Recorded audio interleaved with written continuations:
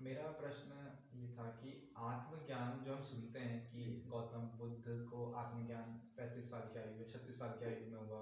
Okay. फिर महावीर जो 24वें तीर्थंकर थे जैनिज्म धर्म में, मतलब तो उनको भी आत्मज्ञान प्राप्त हुआ। तो वो मतलब मेरा सवाल है कि आत्मज्ञान जो है मतलब तो क्या है हाँ, क्योंकि देखो हम भी एजुकेशन हमने भी आत्मज्ञान क्या है, आत्मज्ञान कैसा होता है, आपका ये प्रश्न है जी। मतलब ज्ञान देखो, जैसे हम भी हैं, हम कक्षा 1 से 10 12 पढ़ा, फिर ग्रेजुएशन भी करी, तो मतलब काइंड ऑफ एजुकेशन तो वो भी ज्ञान ही है। हाँ। बट एक सवाल है कि वो ज्ञान क्या है, फिर हम जो ले रहे हैं वो क्या ज्ञान है, और आत्मज्ञान क्या है कि लोगों को बड़े साल लग गए। तो हमने सुना है गौतम बुद्ध को 6 साल लग गए, 29 में हमने सब चीजें छोड़ी, 6 साल लग गए। तो इसका मतलब इतना तो समझ में आता है कि वो कोई आसान ज्ञान तो है नहीं, और वो बहुत डिफरेंट भी होगा। तो वो क्या है, वो रुचि है, मतलब इंटरेस्ट है जानने में, व्हाट काइंड ऑफ एजुकेशन। आप यही बता रहे हैं कि ये आत्मज्ञान क्या है, या हम लोग अभी एजुकेशन जो पढ़ रहे हैं क्या वो उससे डिफरेंट तो है, मतलब इतना तो मुझे पता है। उसमें वो क्या फर्क है, क्या अंतर है। बिल्कुल।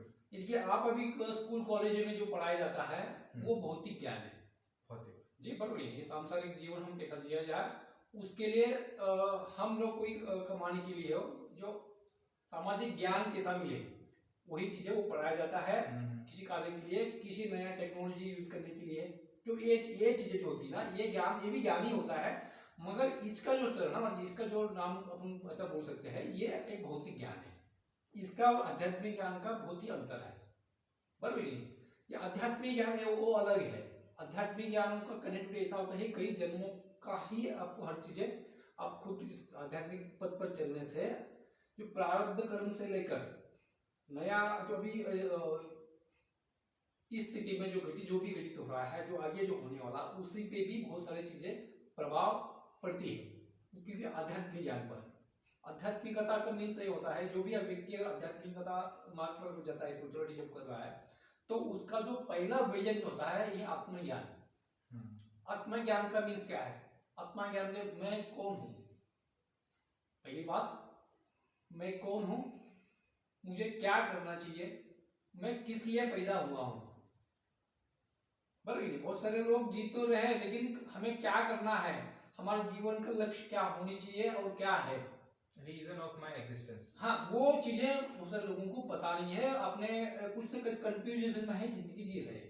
एक्चुअली उनको असल में क्या चाहिए उसको कुछ पता नहीं है, बराबर नहीं। हम लोग क्या कर रहे हैं, कोई ऐसा चीजें को इकट्ठा करते जा रहे हैं, वो हमें सुख प्रदान करता है, बराबर नहीं। कोई आपको आप देखो, जिसके पास कोई मकान नहीं है, वो मकान की इच्छा आशा करके वो मकान का मान जो लेगा।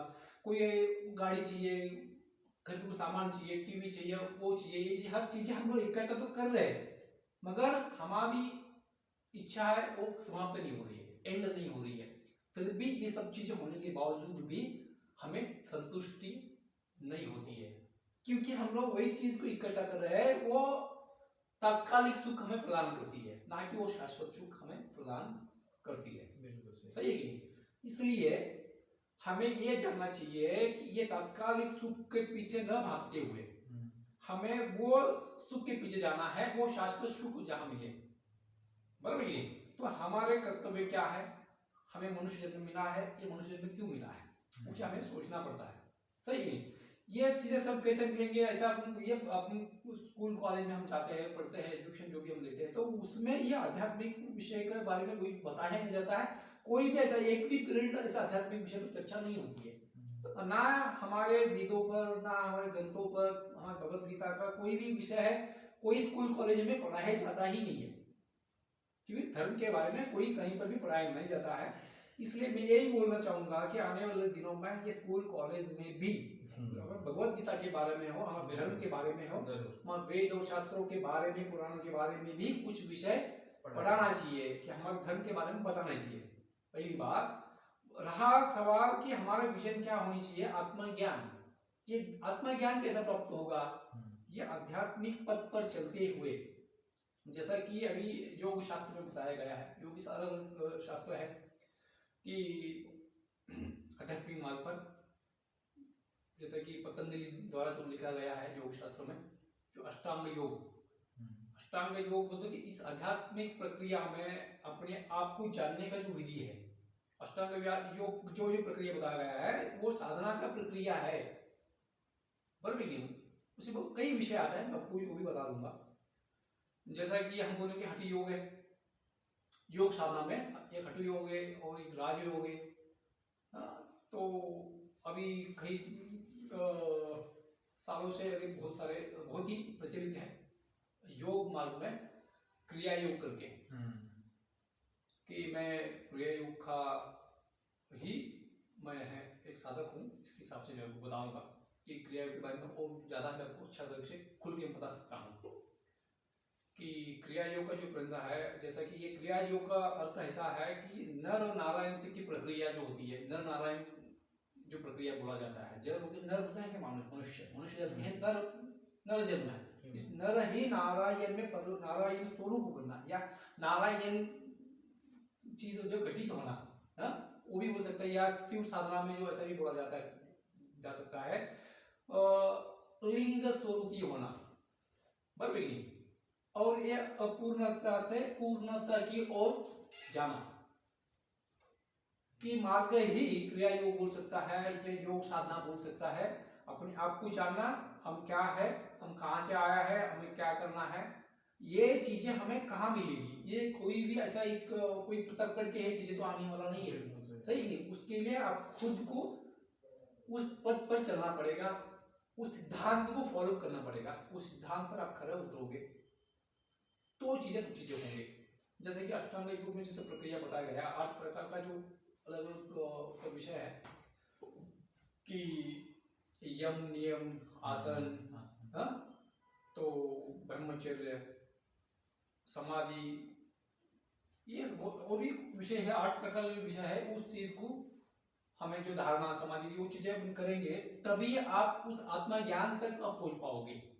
इसका आत्मा ज्ञान में कहाँ मिलेगी, वो बाहर कहीं मिलने वाला नहीं है, सब बाहर सब भटकाव है।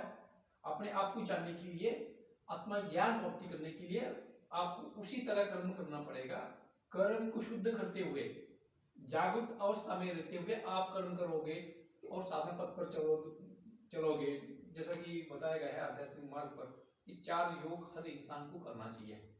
बहुत सारे लोग ऐसा देखता हूँ कि भक्ति मार्ग पर ही चलते हैं, कुछ लोग भक्ति मार्ग करते हुए भी बहुत सारे सुख और दुख की अनुभूति लोग करते हैं जी, कि क्या भक्ति ही श्रेष्ठ, भक्ति तो श्रेष्ठ है पहली बात, लेकिन भक्ति ही पूरक है ऐसा नहीं हो सकता है आत्मा ज्ञान के लिए। भक्ति से ही आत्मा ज्ञान नहीं हो सकता है और भक्ति से ही सफलता प्राप्त नहीं हो सकता।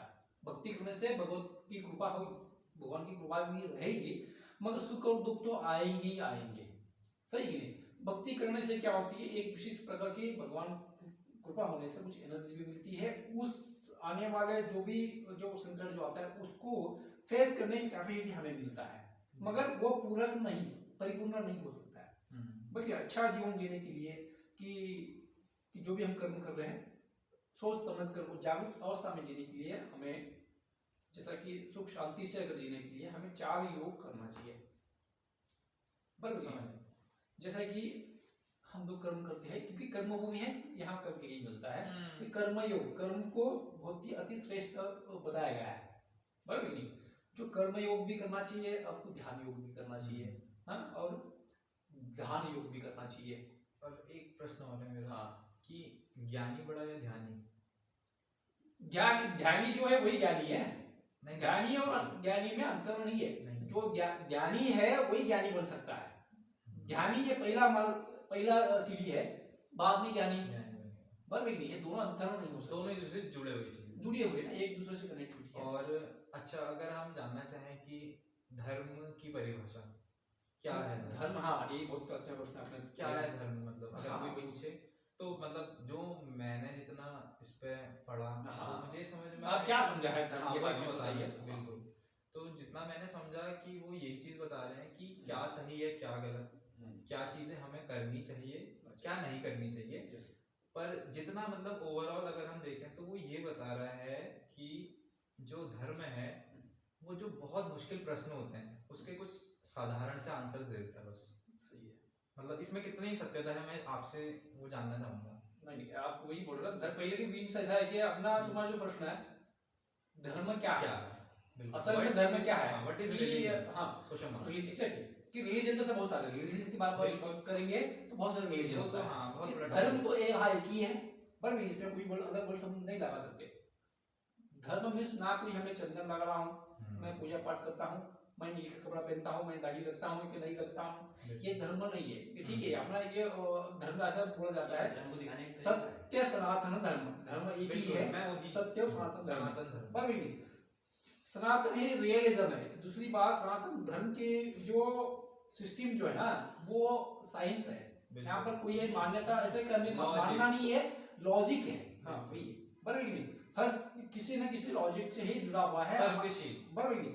हमारी जो दिनचर्या जो ना, जो हम जैसे इस तरह के जो कर्म करते हैं उससे ही हम हिंदू धर्म को या जो कहा जा सकता है या सभ्य समाज में बोला जा सकता है, बराबर नहीं। बाकी जो है सब पंथ है, बाकी सब पंथ है। धर्म एक्चुअली क्या है, सब धर्म के बारे में आप सच में बोला जाए ये तो अलग अलग अपने सिस्टम हो गया, आचरण पद्धति हो गई, बराबर नहीं। तो धर्म असल में ये है कि समझो कि आपसे मैंने कोई चीज ले लिया, कि मैं दिया, आपसे लिया, आपका वो वस्तु है आपका दे दिया, आपको दे दिया, ये धर्म हो गए, बराबर नहीं। कोई संकट में हूं, मैं उसको मदद कर दिया, ये धर्म हो, ये असल में ये धर्म है। बराबर हम लोग ये नहीं बोल सकते मैं दाढ़ी रखा हूं ये मेरा धर्म है, ये धर्म को, ये हमने ये पंथ को हमने धर्म बना दिया, बराबर नहीं। कोई संकट में क्या अंदर है, अंधेरा है, कोई बहुत ही कुछ ऐसा कुछ कंडीशन में है, अगर मैं धनी हूँ, मैं कुछ कैपेसिटी नहीं मेरी, उसको मदद कर दे, वो धर्म, ये धर्म है। कोई संकट में है उसको बचाया जाए, कोई प्राणी संकट में है हाँ उसको बचाया जाए, कोई गाय है कुत्ता है बिल्ली है, उसी कोई संकट में है उसको अन्न खिला दिया जाए, कोई गरीब को खाना खिलाया जाए, दान धर्म जो करता है ये धर्म की बात है, ये अधर्म नहीं है। बट जो अपना वस्तु है हम हमारा अधिकार है, हम उसको यूज जैसे करें। आपका चीज है वो आपका, भले आप करोड़पति हो, मैं भले एक साथ आम इंसान हूँ, आपका चीज देख के मैं वो चोरी कर लूंगा, यह धर्म हो गया, बराबर नहीं। जो मेरा अधिकार नहीं है वो मेरा नहीं है, तो मैं किसी भी वस्तु को अगर मैं ले रहा हूँ जो पूछ के ले, वो दिया तो ठीक है, नहीं दिया तो छोड़ दो, सही गलत के बीच में अंतर है, सही नहीं। ये सब इसको हम बोल सकते हैं धर्म। धर्म कोई भी रिलीजन को कनेक्ट मत करिए, धर्म है अलग ही विजन है, ये विषय है, बराबर। और एक और चीज जैसे मतलब मैं तो बहुत खुशनसीब समझता हूँ कि हम सनातन धर्म में 101% कई पुण्य कर्मों के फल के आधार पर आपको ये सनातन धर्म मिलती है। बिल्कुल बिल्कुल। और क्यों इसके पीछे मेरा जो तर्क है वो ये है कि मैंने और धर्म में पढ़े, तो मतलब पढ़े ऐसा नहीं कि बहुत डीप, खाली ऊपर ऊपर कह सकता हूँ, तो उसमें मैंने ये देखा कि हर धर्म ये बोल रहा है कि जो मेरे धर्म मतलब उसी धर्म को पालन नहीं करेगा तो वो बेकार व्यक्ति है। फिर वही बोलूंगा ना भैया, अगर आप बोल रहे हो कि अगर मेरा जो धर्म है, जो भी हम इष्ट देव है, अगर आप ये नहीं करोगे तो वो कुपित हो जाएंगे। नहीं ये तो बहुत गलत बात है, वैसा ऐसा हो जाएगा। और सनातन धर्म में की जो असली खासियत है वो ये है कि एक मतलब 4 लाइन में बोलना चाहूंगा कि धर्म की जय हो, अधर्म का नाश हो, उसके बाद प्राणियों में सद्भावना हो, सभी जीव जंतु में सभी का देखो, और विश्व का कल्याण। तो विश्व में तो सब आ गए ना, वसुदैव कुटुंबकम, परमात्मा के जो एक संदेश है, वसुदैव कुटुंबकम, हम जितने भी जीव जंतु सभी जीव राशि है सभी। और मुझे बताओ कोई भी अगर अलग जीव हो मनुष्य छोड़ के, उनमें उनमें क्या फर्क है? हम में भी वही राम बसा है, उसमें भी वही राम बसा है। आत्मा का नाम ही राम है, आत्मा राम अपन जो बोलते हैं, आत्मा ही सभी शरीरों में विराजमान है, बराबर नहीं।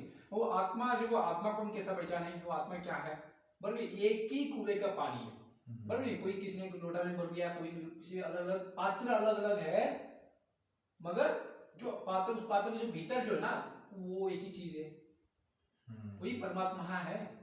और एक सवाल और है कि धर्म बड़ा है कर्म, वैसा नहीं, कैसा धर्म और कर्म का कैसा है होता है, मतलब कर्म ही धर्म आधार पर कर्म करोगे बढ़िया तो वो श्रेष्ठ है। आधार देखना पड़ेगा ना, हम कर्म तो कर रहे हैं लेकिन किस तरीके का कर्म कर रहे हैं। और फिर मैं ये भी कर रहे हैं तो धर्म है, नहीं तो फिर अधर्म है, क्योंकि कर्म तो एक कसाई भी कर्म कर रहा है, हाँ वो भी उसका कर्म कर रहा है ना, हम मेहनत कर रहे हैं, दूसरे का चोरी कर रहे हैं, तो वो भी धर्म नहीं है।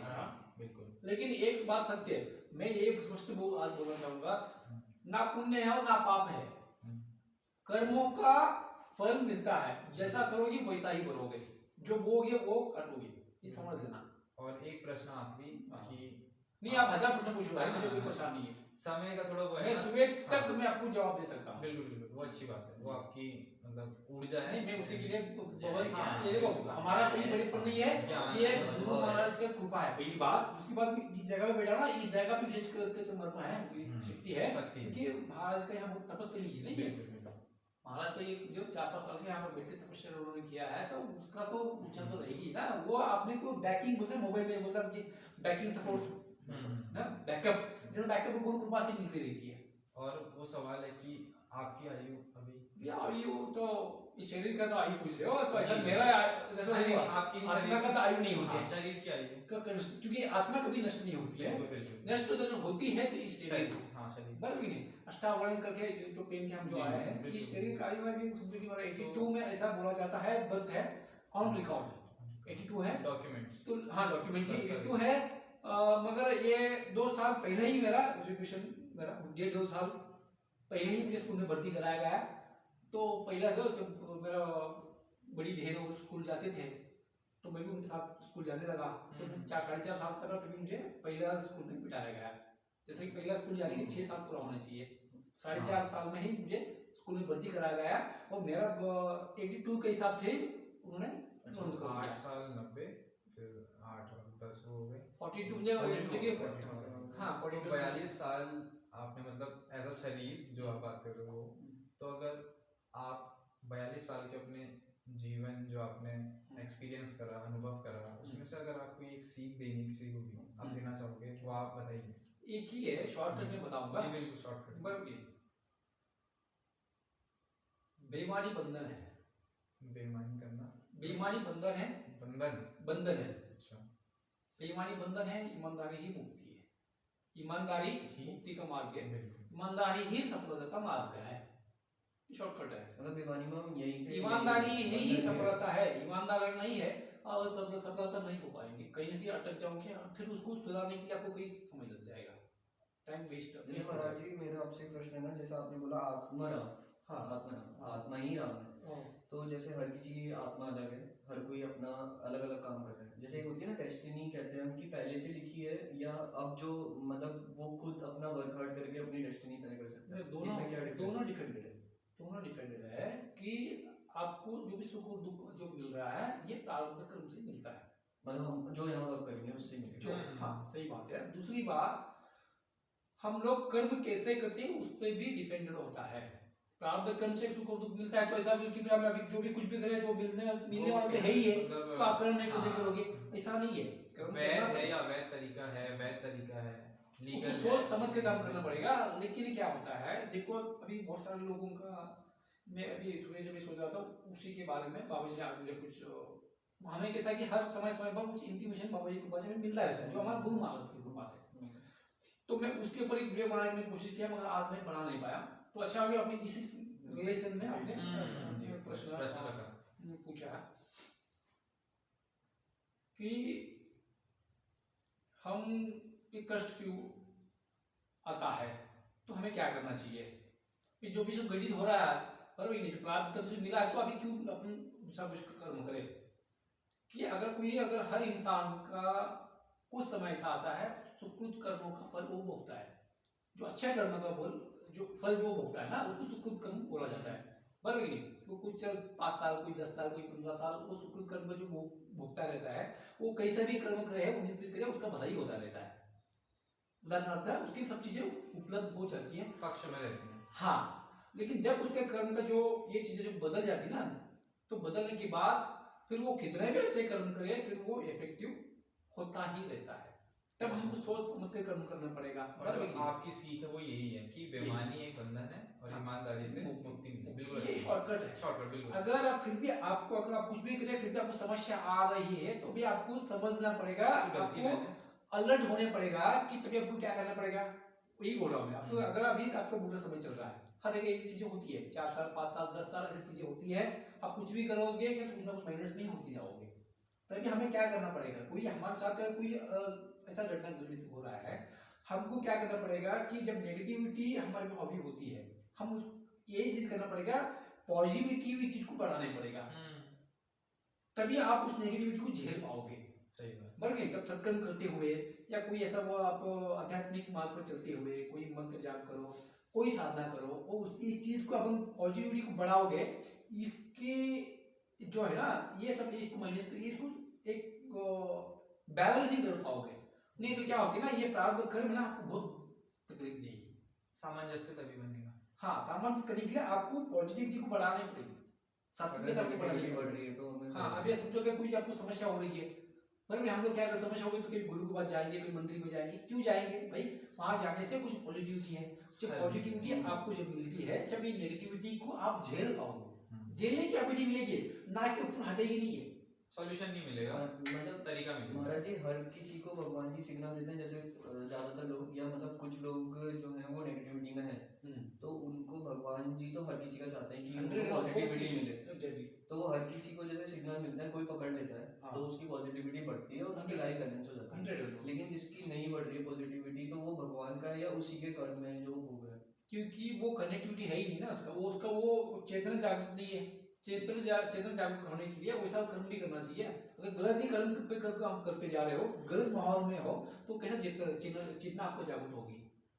बराबर नहीं? आप अगर ऐसा लोगों में संगत आप करोगे जो सात्विक लोग हैं, जैसा ही वो धर्म का पालन कर रहे हैं या धर्म के रास्ते पर चल रहा है, जब उनके साथ उठना बैठना होगा, बराबर नहीं, हर व्यक्ति का एक ऑरा होता है, बराबर नहीं? आप यहाँ आएंगे तो कितना भी आपको टेंशन रहेगा, कोई गुरु के पास जाओगे या कोई मंदिर में जाओगे, आश्रम में जाओगे, वहाँ की ऑरा जो पवित्र होता है, सात्विकता वहाँ होता है, तो आपका भाव बदल जाता है, रिलीफ जरूर देगा, बराबर नहीं?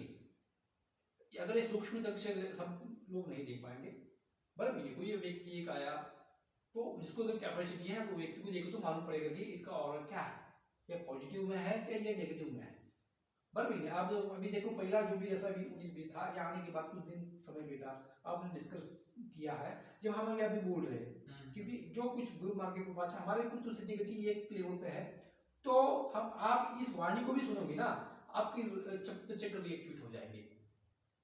जब आप और जब खंडित हो जाए ना, जब ये चीजें होगी, तो कोई मंदिर में जाओगे, कोई मंत्र उच्चारण या सुनोगे या करोगे, खुद करके ज्यादा इफेक्ट पड़ेगी, ज्यादा प्लस पॉइंट होगा, तो आपका ऑरा फिर वो पावरफुल होने लगेगा।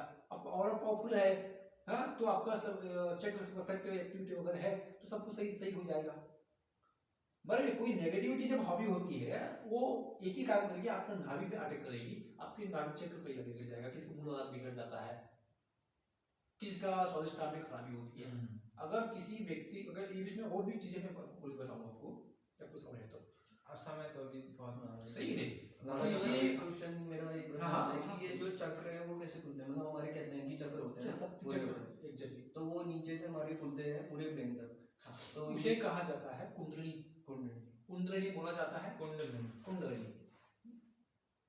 वही आपको पहले ही बताया कि नर और नारायण की जो प्रक्रिया जो होती है, वो कुंडली का ही काम है। जो भी आध्यात्मिक मार्ग पर आप जाओगे, मेन इंटेंशन तो वही है, मेन विजन तो वही है, वही प्रक्रिया होती है। तो अलग अलग तरीका अलग है, जैसा कि अब यहाँ से दिल्ली जाना है तो कितने सारे अलग मार्ग है, कोई पैदल भी जा सकता है, साइकिल है, गाड़ी है, विमान है, हेलीकॉप्टर है, बहुत सारे हैं।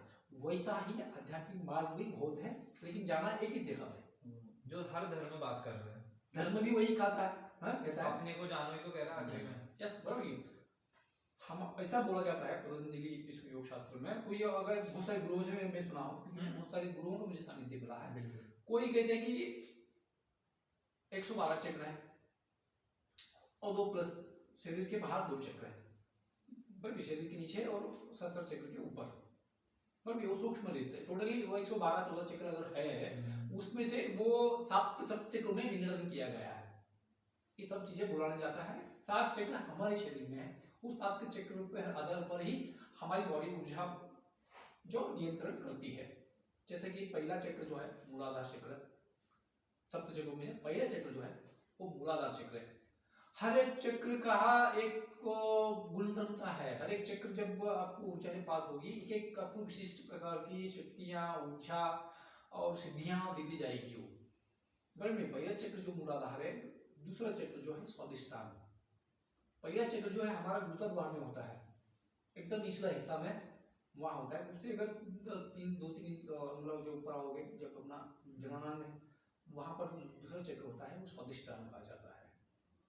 और तीसरा चक्र जो है हमारा नाभि, इसे कहता है मणिपुर चक्र, तीसरा चक्र। और चौथा चक्र जो है हमारे हृदय के जगह पे स्थित होता है, उसका नाम है अनाहत। जैसा अनाहत आपने वो जो ध्वनि के सुनो, प्राकृतिक ध्वनि जो अनाहत नाद जो कहा जाता है, तो वो मतलब कि अपना हृदय चक्र को ही अनाहत चक्र बोला जाता है।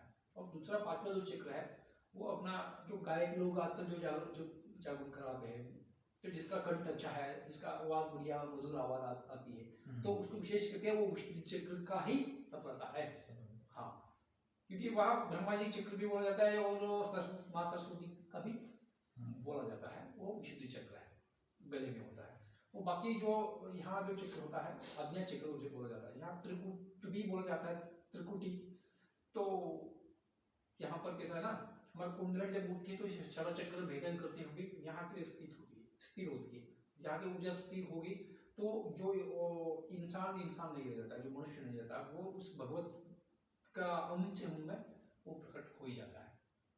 बराबर, जब वो चीजें वो जब होती है, जब मूलाधार में जो लुप्त अवस्था में जो पड़ी हुई कुंडली जब जागती है, तो जैसा हुंकार बोलते वो जागेगी, जैसे आग उगलती रहती है। कुंडली जब जागती है, जो सर्प आकार में जो स्टील राउंड मार के जो पैसा पड़ी है, जैसा सर्प जब पड़ा होता है, हम उसको कैसा जगाए, उस एनर्जी को जगाने के लिए योग शास्त्र है।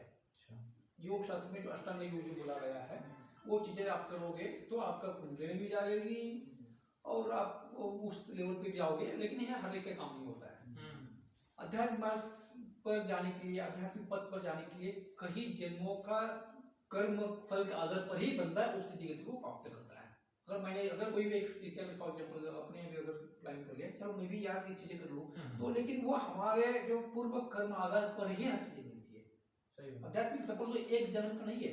आज कोई गुरु महाराज एक उचित स्थान पर गया है, वो एक जन्म का तपस्या नहीं होगी, वो कई जन्मों की तपस्या है। महाराज जी, आप मतलब आपको क्या इंस्पायर करा कि ये चीज करूं, क्योंकि आप अभी कनेक्टेड तो हो अपनी फैमिली से, और ये सबसे कनेक्टेड तो कभी तो होता है, जो भी कोई दिमाग में हम रखते ही नहीं होंगे, याद ही नहीं रहते। ये सबसे बड़ा डिसीजन जो आपने लिया, आपका बेटा भी 15 साल का है, तो मतलब आपने मतलब सबसे बड़ा डिसीजन आपने लाइफ में ये लिया कि मैं इससे हटके और ये चीज जीवन जी। सही है। तो ये चीज मतलब कहाँ से आई आपको, ये पीछे मतलब पहले से आप कहते थे कि मैं बचपन से ही था थोड़ा मेरे अंदर ही, कि मैं ये चीज में रहा था, तो ये पिछले जन्म से मतलब कहना चाह रहे हो आप कि मैं या इस जन्म में आप सीखे हुई चीज और फिर आपको इतनी देर में चीज इंस्पायर करी कि फिर मैं यहाँ शिफ्ट हो रहा हूँ और इतना बड़ा डिसीजन ले रहा हूँ कि मैं फैमिली को छोड़ रहा हूँ, फिर ये चीज कहाँ से आई मतलब? बहुत अच्छा आपने प्रश्न किया कि मैं आपको एक उदाहरण दूंगा। जैसे कि आपने इस जन्म में कोई एजुकेशन आपने किया, कोई स्कूल ज्वाइन कर दिया, पहली से पांचवी तक आपने पढ़ लिया है, बट आपने उसके बाद स्कूल छोड़ दिया, बट या शरीर छोड़ दिया, पुनः जीवित कहीं ना कहीं जन्म ले लिया आपने।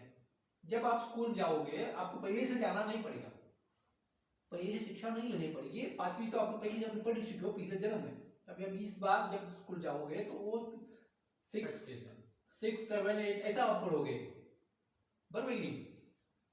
तो गुरु कृपा से वो वहां से आपकी आध्यात्मिक यात्रा स्टार्ट हो जाएंगे, बराबर नहीं? ये चीज देखो, अगर मैं अभी साधना पद पर हूँ, बट किसी भी कारण अगर मेरी मृत्यु होती है, जब मृत्यु के समय मैं समझो कि मेरा इच्छा एक ही है कि आज मेरा विजन क्या है, आत्मज्ञान या ब्रह्म ज्ञान, जो भी हमने विजन लेके मैंने जो बेटा हूँ, अगर उसी इच्छा आशा आकांक्षा रखते हुए अगर मैं शरीर को त्याग देता हूँ, उसे पूर्ति करने के लिए मुझे वापिस आना पड़ेगा। हमारे अगर कर्म के आधार पर हमें शरीर मिलता है, ये जो शरीर जो मिला है ना, ये भोग से आया हुआ शरीर है। कर्म के आधार पर हमें शरीर मिला है। क्यों मिला है? क्यों? हमारे पिछले जन्म में जो कर्म जो भोग जो बचा है ना, उसे भोगने के लिए तो ये शरीर मिला है ना। सत्कर्म करे तो भी शरीर मिलेगा, आप ऐसा गलत कर्म करे तो भी आपको शरीर मिलेगा, क्योंकि वो उसको भोगना ही पड़ेगा। मुक्ति ऐसे थोड़ी मिलेगी, मुक्तिया या मोक्ष प्राप्ति करने के लिए मुक्ति तो मरने से मुक्त हो जाओगे इस शरीर से, लेकिन पुनः आपको इस 84 लाख योनि में जो भटकल जो हुई थी ना, जन्म मरण, इससे मुक्त होने के लिए ये जन्म से मिला है। जो पिछला आत्मा किसी के शरीर में जाके सीखी है, या मतलब जो भी उसने एक्सपीरियंस किया है, तो जब वो दूसरे शरीर में घुसेगी तो वो सब उसको पता है, मतलब वो पता करने के लिए आपको आध्यात्मिक मार्ग पर जाओगे, एक स्थिति के लिए आपको जो प्राप्त होगी गुरु कृपा से, तब उस पूर्व जन्म का कर्म आपको याद भी आ सकता है, उससे आप देख भी सकते हो। और ये सब योग और आध्यात्मिकता से- आध्यात्मिक मार्ग पर ही ये सबसे साध्य है, नहीं तो आध्यात्मिक मार्ग पर नहीं तो ये भौतिक ज्ञान अलग है, वो भी अच्छा है, वो उसके बिना भी अभी संसार जीना बहुत मुश्किल होती है। जी महाराज जी, बहुत बढ़िया लगा आपसे बात करके। अभी हम मंगल को जरूर आएंगे, इनको भी लाऊंगा। चलो ठीक है। ये बड़े सही जैसे बस आपका कोई प्रश्न नहीं हो, ये अधूरा है, एक और और समाधान है तो मुझे बता देना। बस अभी एक आखिरी अगर आपको कोई चीज ऐसे गलत भी लगता है नहीं, नहीं, आपको, नहीं, आप मुझे बोल सकते हैं बाबा जी ये ऐसा ऐसा ये गलत है। आप प्रश्न को हमें बोल दिया तो ये मानो मत, सही है, आपको अगर सही लगे तो मानो, नहीं तो उसको आप पुनः मुझे प्रश्न कर सकते हो, मैं कि ताकि उसको पूरा मैं आपको क्लियर बता सकूं। सही है। आखिरी है बस वो आप बताना, हाँ। गौतम बुद्ध जो थे, आपके क्या विचार हैं उनके बारे में? नहीं देखो, मैं एक्चुअली मैं स्पष्ट बोलना चाहूंगा कि मैं गौतम बुद्ध का मैं कोई ऐसा ज्यादा मैं पढ़ा नहीं उनके के बारे में, नहीं वो भी एक आध्यात्मिक व्यक्ति है, आध्यात्मिक गुरु है। तो आपका क्या राय है किस हिसाब से आपको, मतलब उनकी जो टीचिंग्स हैं या सीख उन्होंने जो दी हैं उनमें बाकी इसमें से क्या फर्क है, सभी सारा धर्म से ही ना, वही है। गौतम बुद्ध भी है, उनका नाम है ना गौतम बुद्ध, मतलब बुद्ध की स्थिति गति है, हम्म। जैसा कि आत्मज्ञान भाई ना, वो भी स्थिति है ना, बुद्धत्व करके ये कोई बुद्ध का नाम नहीं है, जैसे कि अपने पुलिस कमिश्नर एक पदवी है, पद का नाम पोजीशन है। पोजीशन है ना, ये बुद्ध भी एक पोजीशन है, उनका नाम तो गौतम है। बस मेरे को इसलिए रुचि है ना, मतलब हाँ। वो इसलिए है कि जो हमारे सनातन मतलब हमारे भारत जो भूमि है, जन्मभूमि जिसे हम अखंड भारत बोलते हैं, सही है। तो उसका जो सबसे मतलब सबसे बड़ा रूलर जो माना गया अशोका को माना गया, वो भी आखिरी में गौतम बुद्ध के धर्म में मतलब परिवर्तन हुआ। ठीक है, और जब हम पढ़ते हैं संविधान पढ़ते हैं तो जो उसके निर्माता थे डॉक्टर भीमराव अम्बेडकर जी, जो भी उस सदी के मतलब सबसे शिक्षित लोगों में अभी भी माना